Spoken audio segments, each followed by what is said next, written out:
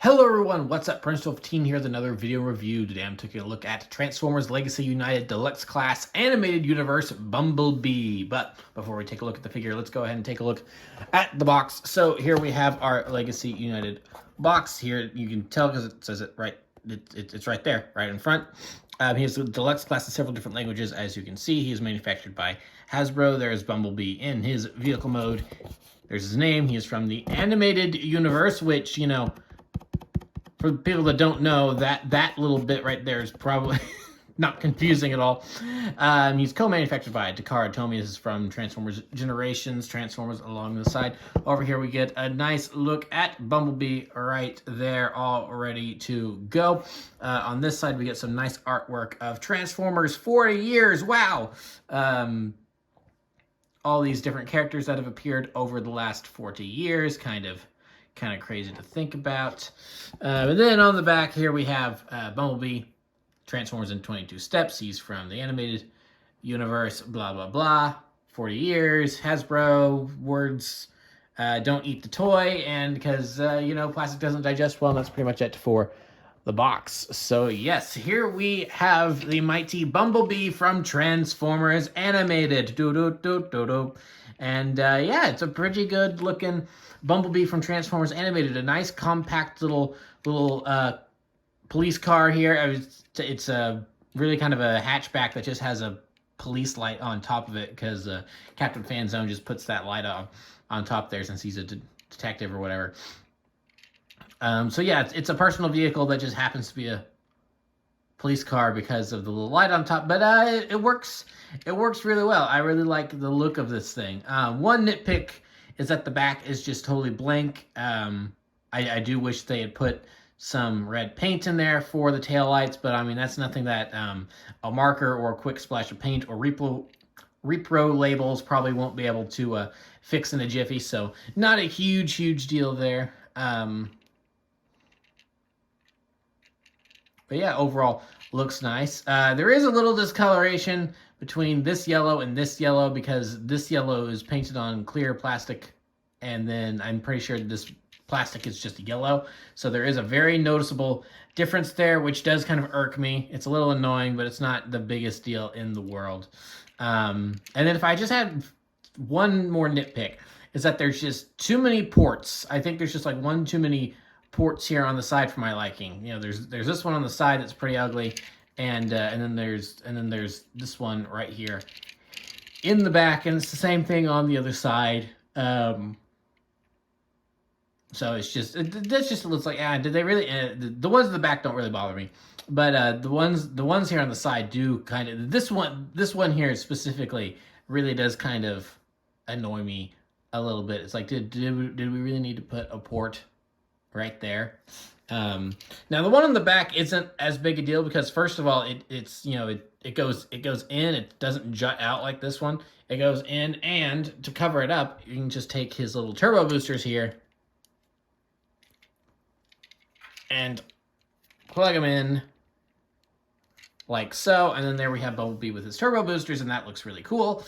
And it does take care of that port. As for that one, I just don't really know why that one's there. Just kind of ugly. But I guess if you want to, we can. Well, no, we can't even do that. I was about to say we could take his stingers and put them in there, but that doesn't work. So, yeah. But yeah, overall, a very good looking car mode that looks pretty accurate to his vehicle mode in Transformers Animated. So it's like, yeah, I really like the look of this thing. And then for comparison here, we have Prowl from 2023's Legacy line, also from Animated. So there's how they look together. Obviously, the vehicle mode scale is a little out of whack because that's a motorcycle and that's a hatchback. Those should probably be reversed in terms of sizes of what they're supposed to be. But it's the robot mode that they care more about the size, so it's not a huge deal for one to be oversized. And also it's a I mean come on, it's like how often are motorcycle bots, you know, in scale in vehicle mode with their wave mates? It's like they're you know, with with the other castmates, and they're typically not, because it's a motorcycle. You can't make him be that small. I'm honestly amazed that Bumblebee is as small as he is here, because yeah, he's going to be in scale with Prowl, but at the same time, it's like, man, this is small. It's one of those things where it's like, this is a deluxe. He's so small, and it's like, and to a degree, I'm like, I get it. It's like, yeah, he's supposed to be small, so I don't really have too much of a complaint about that. But at the same time, picking him up, I was still kind of looking at him in the box. I'm like, yeah, he's small. This is an expensive figure for what they're asking. I almost wish that they had packaged him in like, a different class size or something. But I suppose you do get his turbo boosters and his stingers out of it. So there's a little bit more plastic being made. It's like, but they couldn't have colored the turbo booster silver anyway. It was like, that's the turbo booster is just being clear and not painted silver. It's just kind of a nitpick. It's not a huge deal. So yeah, but he is small. He is definitely very small. So, well, that's enough talking about the vehicle mode. Now let's go ahead and talk about the robot mode and transformation. So to start off, we will want to remove these and just get them off to the side here, and then we can kind of go ahead and get things going. So first what we want to do is just kind of lift that up. That's going to start loosening things up for us to start moving things around. And now we can come under here and start moving that down like so. This is going to be the arms. So this is a very tight transformation. Things do like to stick in here. So so as you can see, we've kind of gotten things moving. And then, oh, yep, I probably before moving that, I probably should have said that we want to unclip this, because there's going to be these clips in here that just kind of became unclipped for us. So we will want to untab that, and then we can just kind of get that moved up and out of the way, and that's going to give us more room to operate here. So now we can take these, and then they're just kind of on this little hinge here, and get them moved down like this. Same over here. And then we can get these moved out of the way, and now we can get the legs stood up and turned around. And then that's going to allow us to bring down this. And then we can just get that as is for now. Let's see here. I'm doing something wrong here. That stood up like that. Did I skip us? No, I think... No, that's correct. Okay, so the reason I just confused myself there, and I bumped the camera. The reason I just confused myself is that this hinge, there's this hinge on the back here, as you can see, that allows all this to fold forward, and we turn the legs around, but so this would be, so that it allows the whole body to fold in on itself, and it can be a little pain and a little bit of a pain in robot mode to get situated. But when turning it back to from vehicle mode to robot mode, as we can see here, it's a lot smoother. Maybe this is just a thing where it's like that hinge will, oh, and you heard it click in there. That hinge will be a little easier to work with as time goes on. So yeah, no, so that all kind of works itself out like that. And so I was on the right track. So then you can go ahead and move this down, and then there's just going to be that tab right there that this will go into like so. We got that all clipped in right there. Now we can flip out the hands and close that up right there. Get that turned. Just kind of get this all situated. Same with that over there.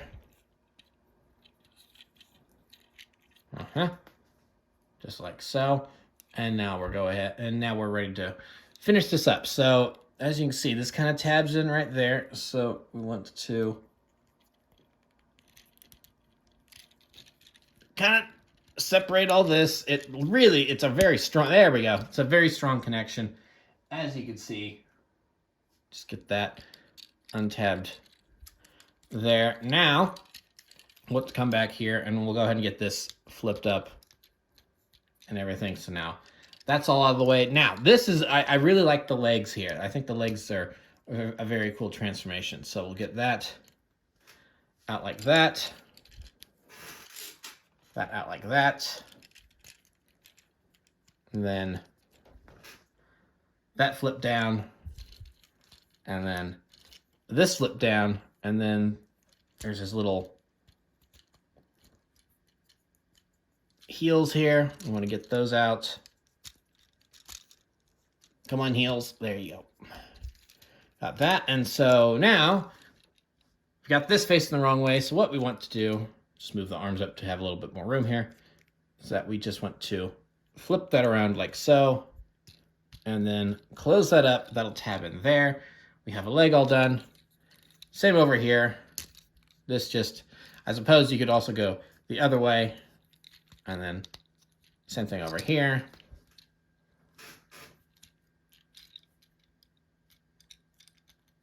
And then, yeah, there we have Bumblebee pretty much finished up and in robot mode. And so here we have Bumblebee in his robot mode. And yeah, it's a pretty good looking Transformers animated Bumblebee, which is, I think, kind of an underrated design for Bumblebee at this point, because yeah, we've got the movie design and, you know, being the major influence on him nowadays. And then a lot of times they'll just add in his little G1 horns to the face and give him a mouth, and that's kind of like a modern interpretation of Bumblebee.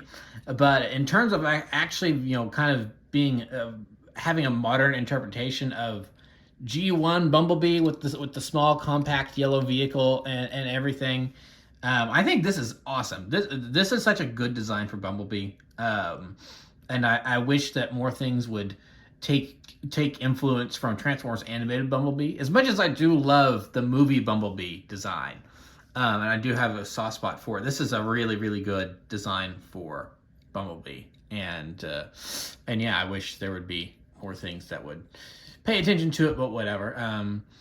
So yeah, overall, it's very good looking. The slight difference in yellow color between the chest and the rest of him is still noticeable, but for some reason I don't think as noticeable in robot mode compared to vehicle mode. I don't even know if it's really coming across that well on camera right now. Let me shift one of my lights, see if that. So yeah, but well, yeah, because on camera I don't even really think to the naked eye it's definitely visible, but on camera it's not really that much of a difference. It's like I can kind of tell, but that's because I know what to look out for. Yeah, so overall I don't really have many complaints with his robot mode. Just maybe they could have put a little paint down there, because they've got there, you can see that they've got the molded in details for what are supposed to be, you know, the front, what's supposed to be this, that, you know, they kind of cheat on. It's supposed to be this, but on front. So they've got the molded in details there, but they just don't have the paint. So that's a little disappointing. Again, it's like just a little bit more splash of paint there to fix that, just a little bit of silver for the headlights. I mean, you couldn't have, I mean, you spared it right there. It's like you couldn't have spared it right there. But like I said, that's kind of a nitpick. That's something that someone's going to be able to easily do on their own if they wish to do it. But yeah, overall, pretty good Bumblebee. Just continuing on from the vehicle mode, though, again, I just don't know why those ports are there, because because it's not like they really do anything in robot mode either. So I'm just kind of like, why did they keep that? I just don't know. But so yeah, I would have rather had left that off, but whatever. So yeah, a good looking Bumblebee. And so then there's a couple things we can do with him here. So because of the way this folds up, we do have a port on his back, so we can put on his turbo boosters so he can throw the unstable Destronium into space before it blows up. So you can recreate that scene. That's really cool. But then the bigger thing that I think is more important is that we can flip his hands in. Flip his hands in like so. And then get them turned. And then, as I kind of brought up a little bit earlier, he does come with his stingers, so we can attach his battle stingers.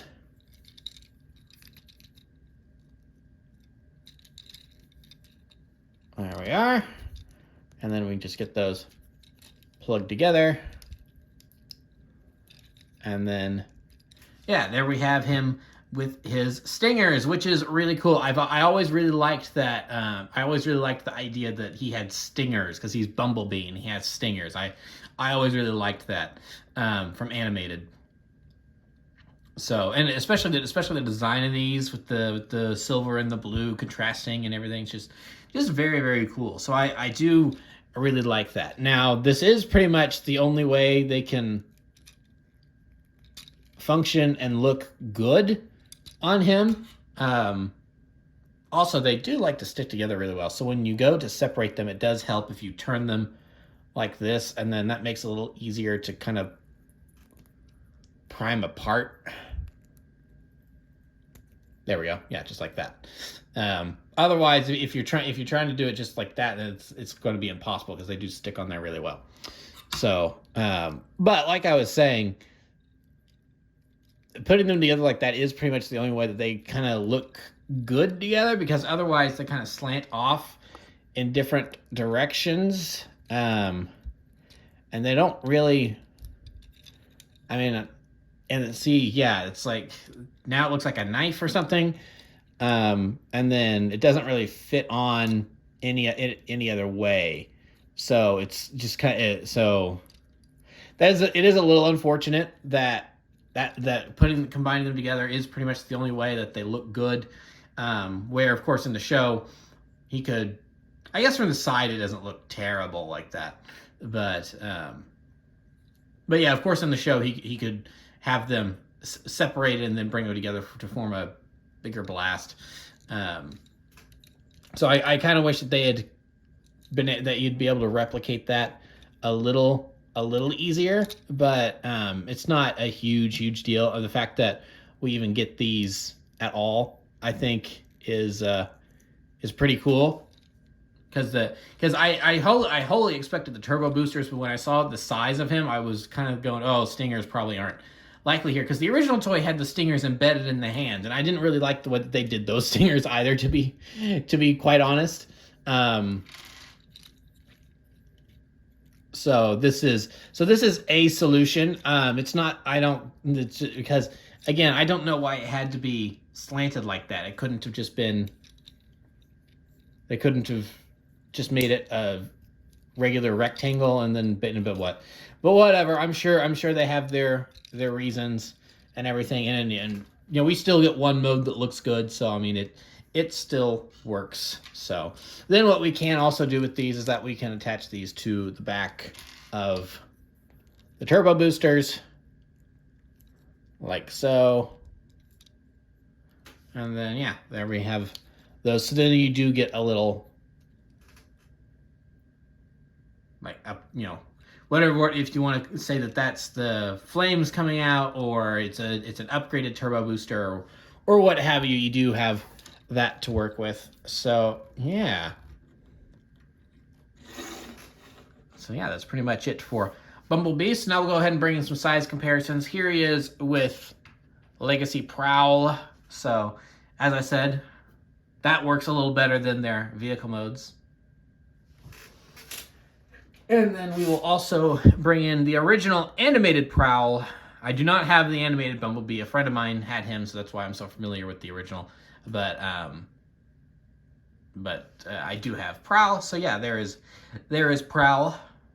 So cool to see the original inspiration, and then, you know, the newer takes. So